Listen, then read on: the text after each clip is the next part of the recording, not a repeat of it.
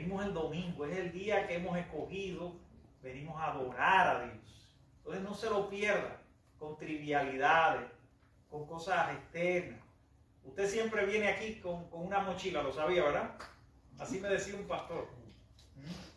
Usted trae los problemas, las cosas, las preocupaciones. Ah, bueno, pues déjela allá afuera. Y cuando se vaya, no se lo lleve. Sí, porque si la deja y se la lleva así igual, ¿no? Que así hacen mucho, ¿verdad? Vamos a buscar en Éxodo capítulo 32 el pasaje que nos ocupa en esta mañana, ¿verdad?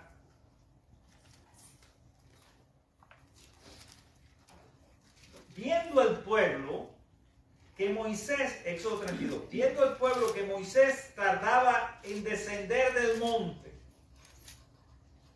se acercaron entonces a Aarón y le dijeron: levántate, haznos dioses que vayan delante de nosotros, porque a este Moisés, el varón que nos sacó de la tierra de Egipto, no sabemos qué le haya acontecido. Y Aarón les dijo: apartad los zarcillos de oro que están en las orejas de vuestras mujeres, de vuestros hijos y de vuestras hijas, y traédmelos. Entonces todo el pueblo apartó los zarcillos de oro que tenían a sus orejas y los trajeron a Aarón. Y les tomó de las manos de ellos y le dio forma con buril e hizo de ellos un becerro de fundición. Entonces dijeron: Israel, estos son tus dioses que te sacaron de la tierra de Egipto. Amén. Amén. Vamos a orar. Padre bendito, en esta mañana tan hermosa, expresamos nuestra gratitud por tu misericordia, por darnos el regalo de la salvación en Jesús, porque hoy podemos adorarte en espíritu y en verdad. Podemos orar, podemos sentir tu presencia, podemos expresar los sentimientos más profundos de agradecimiento por lo grande y maravilloso que ha sido en nuestra vida. Ahora, Dios, en este momento, toma el control. Quita de nuestras mentes y corazones toda preocupación y permite que podamos escuchar tu palabra, Señor. Tu palabra que es viva y eficaz y que transforma el alma. Así bendícenos con este tiempo, Señor. En Jesús te lo ruego. Amén. Amén. Amén. Una de las peores cosas, una de las peores tendencias que tenemos todos los seres humanos es la impaciencia. Yo no sé cuántos impacientes hay aquí. Yo soy uno de ellos. He tenido que pasar un largo proceso, un entrenamiento, como si fuera para unos Juegos Olímpicos. No sé si existirán los Juegos Olímpicos de la paciencia. ¿Y por qué? Porque nosotros queremos las cosas con inmediatez. Queremos que las cosas sucedan ahora. Queremos que el que va manejando delante de nosotros, que quizás es un anciano, que ya no ve bien y que ya cuida más su vida que antes, ¿verdad? Por la edad, va manejando, no sé si le ha pasado, a 40 millas por el expressway, y usted se desespera, ¿verdad? Usted dice: pero ¿por qué va a 40 millas? Y hay gente que pita y dice: bájate, bájate. Si vas a ir a 40, bájate. De caminando. Sí. Entonces, la impaciencia es algo que unos más, otros menos, pero todos en alguna medida hemos pasado por esas crisis de impaciencia. Yo recuerdo, porque la impaciencia puede mezclarse con ansiedad también, ¿verdad? Cuando estaban operando a mi esposa, ellos cada 2 horas me daban un reporte de cómo iba la operación. Yo seguía orando, seguía con mi fe viva, fuerte, oraba con otra familia que también estaban operando a su esposo. Estábamos allí esperando en ese lugar y siempre nos llamaban y nos decían cómo iba la operación. Todo iba a marchar como estaba planeado, todo está bien. Y yo, con ese bichito que uno tiene ahí de temor, pero también con la convicción profunda de que todo iba a salir bien. Pero llegó un momento, ya a las 5 y ella salió a las 8, para que tengan idea. En esas 3 horas no hubo más reportes. Yo no supe más nada. no sabía cómo había terminado su operación. Y fueron 3 horas muy angustiantes para mí, fueron 3 horas muy duras.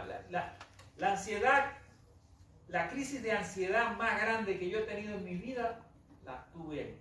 Yo sé que fue un poco falta de fe, pero tengo que reconocerlo, que me sentí así, al punto que no podía estar sentado. Era tanta la impaciencia y la ansiedad que me consumía en esas 3 largas horas que me tuve que parar y caminar, porque era como que sentía algo. Gracias a Dios pude volver a la Biblia y encontrar allí palabras de aliento, encontrar allí salmos que me dieron de nuevo fuerza y que me calmaron hasta que llegaron las 8 y tanto, que vino la llamada tan esperada del doctor diciendo: Maida, estás bien. Maida salió bien. Me lo dijo en inglés porque es americano, pero básicamente eso fue lo que entendí. Y entonces, bueno, pues todos al momento de la vida hemos pasado por alguna situación de ese tipo. Hay algunos que somos más controlados, gloria a Dios. Hay otros que, como yo, que hemos tenido que pasar por ese entrenamiento. Lo tengo que pasar a diario con los clientes. Imagínense, trabajo con clientes. Alguien una vez me dijo: bueno, es fácil, mire, es mejor trabajar como un carpintero, porque usted trabaja la madera y usted puede hacer con la madera, incluso la puede romper. Si es un mal carpintero, la puede rajar y la madera no lo insulta, no se queja. Pero es muy difícil trabajar con personas. Así que trabajar con clientes es difícil, trabajar como pastor también es difícil, porque son muchas personalidades diferentes. Entonces requiere de un fruto del Espíritu, que es el fruto de la paciencia. Gálatas 5, 22 al 23 nos habla de la paciencia. También encontramos otros pasajes que nos hablan del amor paciente. ¿Cuán paciente ha sido Dios y cuán impacientes somos nosotros los seres humanos? Amén. Amén. Si Dios nos respondiera con la impaciencia humana, estoy seguro que no existiera. Ya no hubiera nadie en esta tierra. Mira lo que pasa ahí en el pasaje. Y es literal, dice: viendo el pueblo que Moisés, ¿qué cosa? Se tardaba. O sea, Moisés sube al monte a buscar la revelación. Allí va a recibir las tablas de la ley, que van a servir como constitución de la nación de Israel. Y allí pasan los días.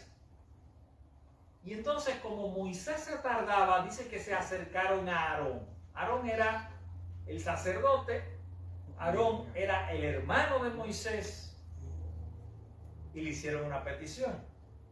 Se acercaron entonces a Aarón y le dijeron: levántate, haznos dioses que vayan delante de nosotros, porque a este Moisés, el varón que nos sacó de la tierra de Egipto, no sabemos qué le haya acontecido.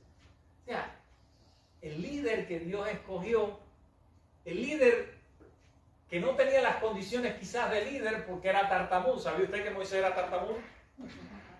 Y que sintió temor cuando Dios lo llamó en la zarza ardiente para decirle: vaya allí y dile al faraón que saque a mi pueblo. Y eso hoy suena bonito. Y vemos esto de los carros del faraón y nos alegramos. Echó a la mar los carros del faraón. Pero se imaginen que detrás de usted venga un ejército. ¿Cómo usted se siente? Y ese Moisés que tuvo el valor de ir allí, que guió, que Dios le dio el poder para abrir el mar rojo y el pueblo pasar en seco cuando eran perseguidos, era el instrumento de Dios. El líder por excelencia era Moisés.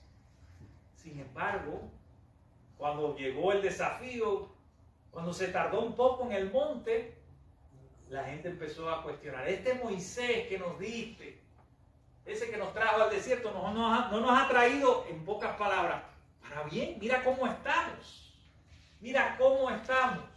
O sea, el pueblo pronto se olvidó de sus memorias, de cómo Dios los había acompañado y de todo lo que había hecho a través de este gran hombre de Dios. Suele pasar eso en la vida de muchos líderes, y lo cierto es que allí ellos le dijeron: bueno, y parece que ante la presión y este es uno de los primeros señalamientos que tengo que hacer sobre Aarón, ante la presión del grupo, Aarón no le quedó más remedio que ceder. Y le dijo, bueno, tráigame todas las prendas de oro que traigan y vamos a hacer. Dios es para ustedes. Vamos a hacer un gran becerro, porque era la petición del pueblo, era lo que quería el pueblo. Y él, a veces pasa así con algunos presidentes populistas que no trazan una línea y por eso los países entonces los conducen a la decadencia y a la ruina, porque están para complacer al pueblo y el pueblo no sabe dónde va. Y como el pueblo no sabe dónde va ni tiene visión de país, muchas veces, no digo siempre, pero muchas veces esos líderes populistas que no tienen claro una visión y un objetivo en su gobierno para llevar adelante a la nación, más allá de los reclamos del pueblo, eso muchas veces termina en un fracaso. Lo cierto es que está allí Moisés, que había subido, el pueblo se queja, el pueblo le pide a Aarón que le haga allí un becerro, él accede a esa petición, se ve presionado, no aguanta, no se mantiene firme, y entonces dice que al día siguiente madrugaron y ofrecieron holocaustos y presentaron ofrendas de paz, y se sentó el pueblo a comer y a beber. Miren, voy a hablar un poquito de esto. Nosotros estamos hablando del tema de la adoración, y esto se puede enfocar de muchas maneras. Pero fíjense, ante la ausencia de Moisés y la debilidad de carácter de Aarón, el pueblo estaba cometiendo un acto terrible, un gran pecado, porque Dios había dicho que solo al Señor tu Dios adorarás y solo a Él servirás. Deuteronomio. Entonces Dios le había dado mandamientos a su pueblo. Dios le había dado instrucciones a su pueblo. Pero el pueblo estaba atrapado por las circunstancias, viendo que no se tardaba mucho el líder, tomaron esta decisión y forzaron a hacer el becerro de oro. Y Aarón accedió a esto y fue cómplice. Fue un líder débil, es lo que podemos decir. Un líder débil. Miren, yo le digo algo en un contexto más de ahora. Uno tiene que vivir por la fe. Uno tiene que vivir acorde a los principios que uno cree. Yo sé, y me ha pasado, que no es fácil soportar las circunstancias, que no es fácil soportar las presiones de la vida, pero si usted cree en Dios y cree en esos valores que desde pequeño le enseñaron, usted tiene que mantenerse firme, no importa las circunstancias. Y tiene que ser sabio, tiene que saber guiar su vida, porque va a confrontar muchos desafíos y problemas, y a veces le va a ser difícil, pero lo cierto es que uno no puede perder la integridad. Si uno pierde la integridad, más allá de lo que tú puedas producir o hacer, nada de eso tiene significado ni valor, porque has perdido tu esencia. Tú tienes una esencia de Dios, tú tienes una luz divina, tú tienes un principio de vida que estás llamado a cultivar diariamente en tu oración y en tu devoción a Dios. Y nada de eso debe ser, nada que sucede fuera de ti debiera presionarte tanto al punto que tú dejes de ser lo que Dios quiere que tú seas. Ese es mi comentario sobre esto que pasó. Entonces, allí estaba el pueblo, empezaron a adorar, hicieron ofrendas de paz, comieron y bebieron. Una de las cosas que pasa hoy en día con la iglesia, no estoy hablando de la iglesia de los amigos. Miren, y lo voy a decir lo más sencillo posible, nos están robando las celebraciones cristianas. Nos las han robado. ¿Y saben por qué? Nos han robado las celebraciones cristianas. Usted va a celebrar la Navidad, usted sabe lo que ya no están hablando de Christmas. Ahora, ¿qué dicen? Happy Holidays. Nos están robando esa tradición que conmemora el nacimiento de Jesús y el profundo significado que eso tiene para la vida de las personas. Nos están robando la Pascua con los conejos y los chocolates. Interesante, los otros días vi a una niña que sale en un video, en un short de eso que ponen, y hay cosas que son instructivas, ¿no? Y la muchachita le decía al papá, No entiendo por qué en Pascua me dan tanto chocolate cuando mi mamá todos los días me está diciendo que comer mucho dulce es malo. Pero eso es para que entiendan cómo se va desvirtuando la esencia de las cosas con el uso y la rutina. Como la pérdida de las tradiciones más importantes de la iglesia, que tienen un significado profundo para la vida del creyente, cómo nos están siendo robadas por la cultura, por el consumismo, por esta cultura de lo material. Y aquí me detengo a hablar de esto, ¿verdad? Porque el gran pecado que siempre Dios ha condenado es el pecado de la idolatría, de hacerte dioses falsos, de hacerte ídolos. Y hay una diferencia entre adorar a un Dios y adorar a un ídolo. Y esa diferencia es bien marcada. La diferencia radica precisamente en que cuando tú adoras al Dios verdadero, estás adorando a un Dios que te libera. Y cuando adoras a un ídolo, estás adorando, estás dándole, confiriéndole el primer lugar de tu vida, el centro de tu vida a algo que tarde o temprano va a terminar por esclavizarte. No sé, si en aquel tiempo, fíjate bien, si en aquel tiempo la idolatría era entendida como adorar a objetos que representaban una divinidad y que la gente iba allí y a ese objeto de madera, de oro, de lo que fuera, representaba para ellos alguna divinidad que le conferían cierto poder o cierto beneficio. A hoy en día nosotros podemos entender la idolatría de otra manera. Porque ¿qué es convertirte en una persona idólatra? Es cuando, si tú dices, no, yo amo a Dios, sí, pero no dedicas tiempo a Él. ¿Cuántos minutos pasas con Dios? Eso se llama adoración. ¿Cuánto tiempo estás orando a Dios? ¿Cuánto tiempo dedicas a leer la palabra? Yo sé lo que están pensando, pastor, la vida aquí no es fácil. Mucha gente me dijo, el sistema te va a cambiar. No vas a seguir siendo el mismo, verás, el sistema te va a cambiar. Es verdad que ha sido un desafío tremendo. Y hay momentos en mi vida que me siento peor que antes. Son cosas que pasan que no puedo explicar aquí, en el trabajo, aquí, allá. Hay cosas, porque detrás de eso hay un espíritu contrario a la bendición de ser un hijo de Dios. Y tenemos que entender esa batalla espiritual, que es fuerte, que es difícil, que es desafiante, que tenemos circunstancias y presiones que nos obligan a perder la esencia de lo que Dios quiere que seamos. Por eso tenemos que estar atentos, por eso es importante que nosotros analicemos lo que pasó aquí y cómo Dios respondió. Cómo Dios respondió, porque ante la demora del líder, el pueblo hace un becerro de oro y le adora. Y eso trae consecuencias. Miren, Dios es un Dios de amor. Eso está claro. Dios es un Dios de perdón, un Dios de gracia. Pero el pecado tiene consecuencias. Tarde o temprano te pasan la cuenta. Usted mata y usted puede ocultar ese pecado, pero va a haber un día que eso va a salir a la luz, porque no hay nada oculto entre el cielo y de la tierra.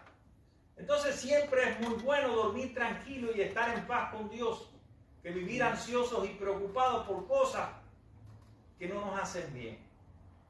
El famoso filósofo Sócrates decía que nadie puede ser feliz sabiendo que lo que hace está mal. Si usted tiene conciencia de que algo es pecado, por favor arrepiéntase. Por favor vaya a Dios. Dios es fiel y justo para perdonarlo. Él es paciente. Él no va a mandar la ira. Cuando nosotros leemos el pasaje, nos damos cuenta que hay un diálogo muy interesante y un poco polémico, podríamos decir, entre Dios y Moisés, porque a raíz del pecado y como consecuencia de esto, Dios dice, bueno, hay que eliminar al pueblo. Pero Moisés miren, la figura de Moisés siempre nos ha parecido como la de un guerrero. ¿No se lo imagina así?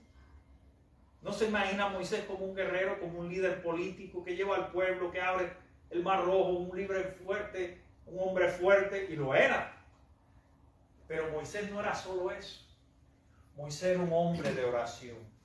Y esto es importante en nuestra adoración a Dios, el tiempo que pasemos orando a Dios. Orar no es solo pedir cosas, y mucho menos pedir cosas egoístas y materiales. Señor, quiero un carro nuevo. Por ahí hay una corriente teológica que hablaba de 3 cosas. Visualízalo, créelo y obténlo. Entonces yo veía, no sé, un Land Rover y lo visualizaba. Ahí está el Land Rover. Voy a orar por ese Land Rover. Voy a creer que Dios me lo va a dar y lo voy a obtener. Y si Dios no me lo da, es que me falta fe.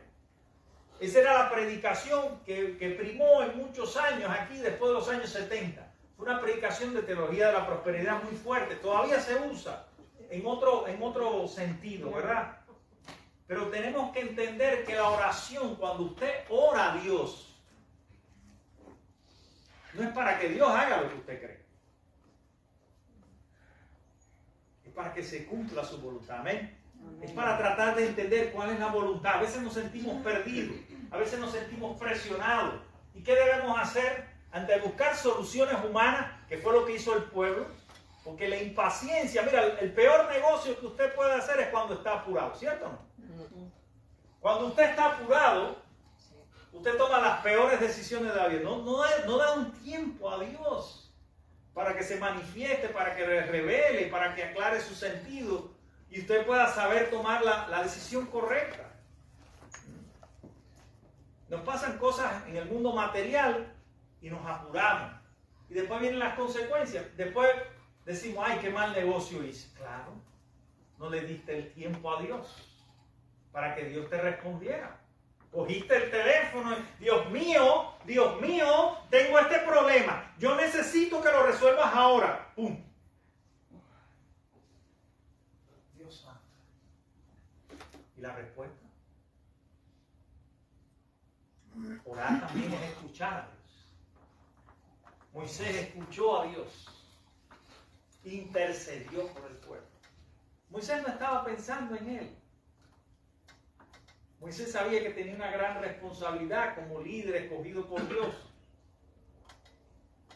Él pensaba en aquel pueblo, en la promesa que Dios le había dicho, le había hecho. Y le dice, mira, el Dios de Abraham, de Isaac, de Jacob, el Dios de los padres, a los cuales tú prometiste, todas esas generaciones de la cual nosotros ahora, este pequeño remanente, somos nosotros. Tú le prometiste una tierra prometida y le prometiste que la descendencia sería como las estrellas del mar. Ahora que se han pecado y en gran manera, ¿los vas a abandonar? Y la respuesta de Dios, ¿cuál fue? No. Una nueva oportunidad. Dios es el Dios de las oportunidades. Dios es el Dios de la salvación. Por eso es un Dios que te libera. Es un Dios de gracia, es un Dios de poder. Entonces todos esos miedos y todas esas presiones que oscurecen tu alma y que no te permiten vivir libremente y en paz, Dios las desecha, Dios las arranca de tu corazón. Dios ilumina tu sentido más profundo de la vida para que puedas vivir con certeza, con firmeza y puedas seguir siendo fiel a Él. Amén. Amén. Eso es lo que Dios está haciendo ahí. Es lo que Dios está revelando en su palabra. Porque Dios le había dicho a Moisés, tu pueblo se ha corrompido. Y Moisés le dijo, no es mi pueblo. Es tu pueblo. Tu pueblo se ha corrompido. No, es tu pueblo, Dios. Es Dios obrando con misericordia y perdón. Pero como le dije, siempre hay consecuencias. Dios perdona, pero el becerro había sido hecho. La adoración al Dios falso, al ídolo, había acontecido. Por eso Moisés, en una actitud de indignación, rompió las tablas. Cuando él vio todo eso, todo lo que estaba sucediendo, dice la palabra, que rompió las tablas. Rompió las tablas. O sea, no siempre, y es importante que nosotros, y estas son las lecciones que nosotros tenemos que sacar en esta mañana, ¿verdad? Tú y yo vamos a ser tentados a adorar a algo que no sea Dios. Amén. Amén. No creas que lo que estoy diciendo, no, ese es para el que está al lado mío. No. cualquiera de nosotros, no en el sentido de que vamos a hacer un becerro de oro, podemos ser tentados, no sé, a tener dinero, a seguir la corriente de este mundo, a adorar, incluso a darle más tiempo a la familia que a Dios. Hay mucha gente que no viene a la iglesia porque... Y es bueno estar con familia. ¿Es bueno o no? Sí, es bueno. Hay gente que está idolatrando el trabajo, que no puede vivir sin trabajar. Yo me encontré un señor en una farmacia que fuimos mi esposo y yo a resolver unas medicinas que tiene 94 años. Y dice que él no puede estar en la casa. Y yo lo entiendo. Yo entiendo. El Señor no quiere estar solo. Yo puedo entender todo eso. 94 años todavía está. Y se conserva muy bien el Señor. Vendiendo ahí en la farmacia. Hay gente que es así. La cultura del trabajo. Y todo tiene su momento y su tiempo. Pero el tiempo de Dios, ¿de dónde lo sacamos? Son 24 horas. Si es el trabajo, si es la familia, ¿cuál es el tiempo de Dios? Entonces, ¿cuánto yo amo? ¿Cuánto yo dedico? No me digas que amas a Dios. ¿Cuánto dedicas a la oración? ¿Cuánto me dedicas a la intercesión? Eso es lo importante. Eso es lo que Dios nos quiere enseñar, ¿verdad? Pero todos somos tentados a construir becerros de oro, a hacer algo o adorar algo que le quite el primer lugar a Dios. Esa es la primera lección. La segunda lección que aprendemos en esta historia es la importancia de ser pacientes, porque la fe es paciente, y a esperar, a saber esperar, a esperar el tiempo de Dios. ¿Cuándo es el tiempo de Dios? La impaciencia, como dije ahorita, nos puede llevar por caminos desconocidos y nos puede oscurecer el alma de tal manera que nuestra vida se puede incluso convertir en un infierno. A veces tomamos decisiones en nuestras prisas y en nuestras ansiedades que nos llevan por caminos equivocados. Por eso es importante que aprendamos de la paciencia de Dios. Aprender es un entrenamiento. Miren, la fe empieza por un grano de mostaza, la punta de un lápiz. ¿Sabe el tamaño de un grano de mostaza? Y Dios lo único que nos pide es eso. Si tuvieras fe como un granito de mostaza, tú le dirías a los montes que se traspasen del mar al mar. Tan solo una pequeña fe Dios puede usar para bendecirte a ti y a tu familia. Pero necesitamos esperar en Él. Lo otro que debemos aprender es que cuando Dios llama a un líder, no todo el mundo puede ser líder. Y eso me lo he preguntado yo muchas veces. Porque es una responsabilidad delante de Dios y delante del pueblo de Dios muy grande. Allí hubo un fallo, un líder que fue ambiguo, que fue cobarde, que no se mantuvo firme. Le podía haber costado la vida, porque cuando las turbas se levantan, es fácil para mí juzgar la historia. No quiero ser el juez de Aarón, pero él no fue firme en lo que estaba sucediendo y permitió las cosas y colaboró con eso. Entonces ahí vemos una falta de integridad y de carácter en el líder que nosotros debemos desechar. Si Dios nos ha llamado para alguna función dentro de la iglesia, tenemos valores y principios que tenemos que sostener. Y claro, eso muchas veces, porque la iglesia también es contradictoria. Somos personas contradictorias. Un día amamos, otro día aborrecemos. Un día te sonrío y otro día te hago una mueca. Un día me caes bien y otro día... Los seres humanos somos así, tenemos tendencia para lo bueno y para lo malo. ¿Y sabe por qué? Lo importante, en una ocasión alguien me dijo, mira, en ti hay el lobo bueno y el lobo malo. Yo le pregunté, ¿y qué hago con el malo? ¿Lo mato? Y me dijo, no lo puedes matar porque es parte de ti. Alimenta al lobo bueno. Haz crecer la semilla de Dios, haz crecer el bien en ti. Pero eso necesita tiempo de adoración, tiempo con Dios. No es algo mágico. La vida íntegra, la vida de carácter, no se logra en un día. Es algo que necesita tiempo y dedicación.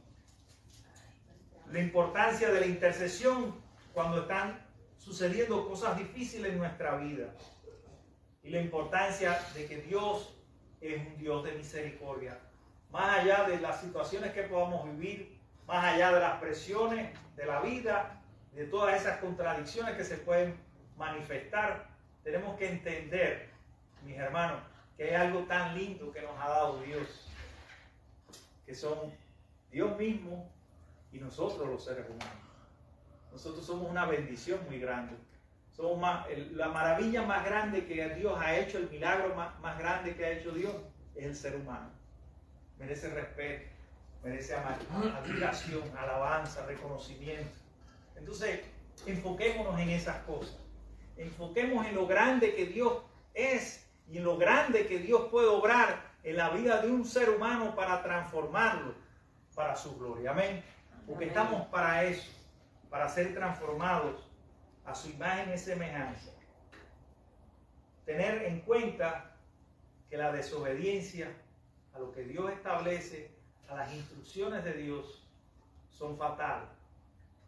Miren lo que pasó con Israel.